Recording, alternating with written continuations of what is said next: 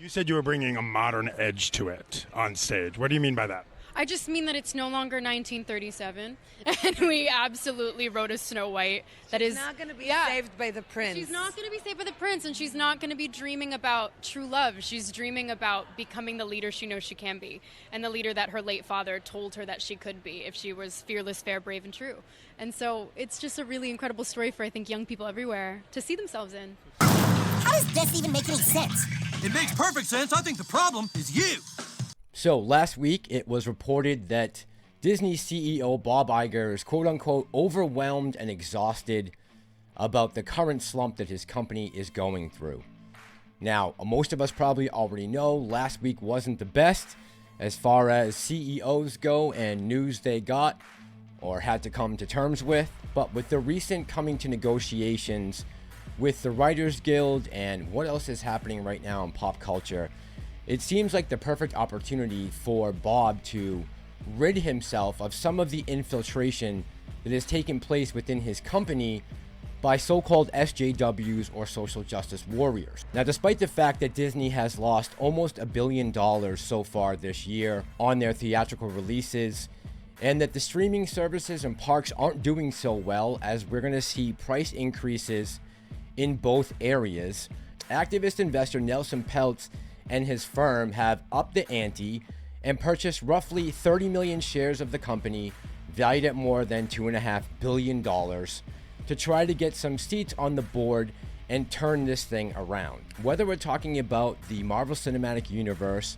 which has now been rebranded as the MCU, or Lucasfilm, in particular Star Wars, better known as the Force's female, it has driven away that established fan base in droves, and there's a good possibility that some of those fans are never coming back.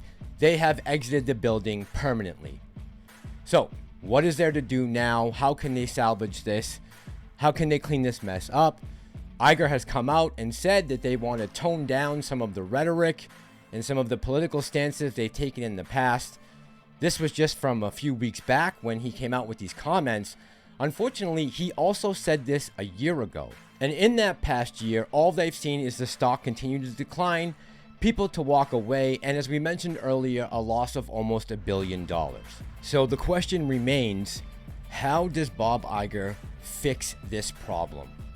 Where does he need to start looking in order to figure out where his problems are constantly coming from? It's certainly not the fandom, and I think the finger pointing and name calling definitely needs to stop. And possibly a great place to start would be inside your own company, figuring out who are those people that are responsible for bringing this company to its creative and financial knees. It is time for the mouse to clean house. I'm here as a mother of two queer children, actually, one transgender child, and one pansexual child, and also as a leader. And that was the thing that really got me, because I have heard so much from so many of my colleagues over the course of the last couple weeks, in open forums and through emails and phone conversations. And I feel a responsibility to speak, not just for myself, but for them. Again, the home of, we just don't allow each other to go backwards. Last summer, we removed all of the gendered greetings in relationship to our life skills. So we no longer say ladies and gentlemen, boys and girls. We've provided training for all of our cast members in relationship to that. So now they know it's hello everyone or hello friends.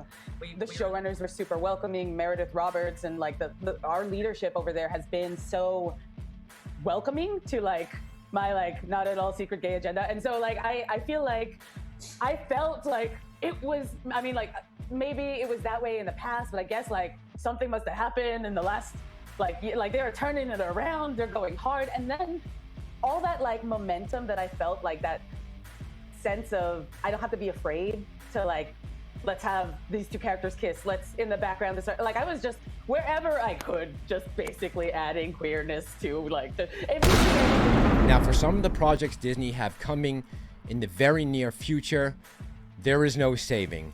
This article from CBR was from a few days ago. The Marvels is tracking to have the MCU's worst opening weekend ever.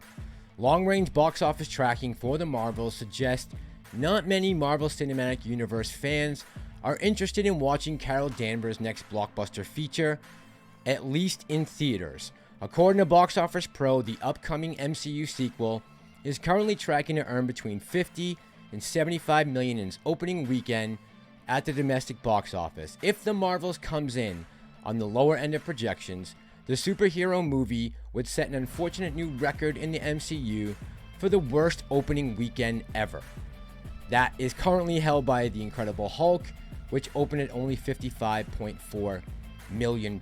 Now, with those numbers in mind, understand this: the budget. Initial reports stated that the Marvel's production budget would be about $140 million. But Disney disclosed in company filings just recently that this movie actually cost $270 million. Now, if you throw in what they're going to need to promote this film, the advertising, we double that number, they're going to need to make $550 odd million just to get their money back for a film that no one even asked for, characters that really no one cares about.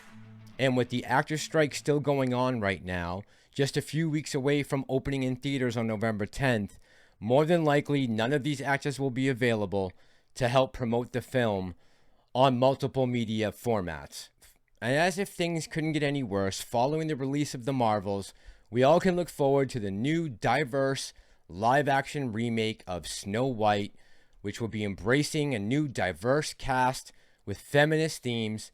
And as Rachel Zeigler pointed out in the beginning, she's not going to be saved by the prince. She's not going to be dreaming about true love. She's dreaming about becoming the leader she knows she can be, and the leader that her late father told her that she could be. I don't know, guys. I don't even know if this thing is salvageable at this point. The company itself, any of these movies.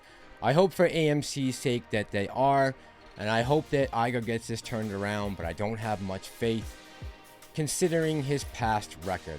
But let me know what you guys think in the comments down below.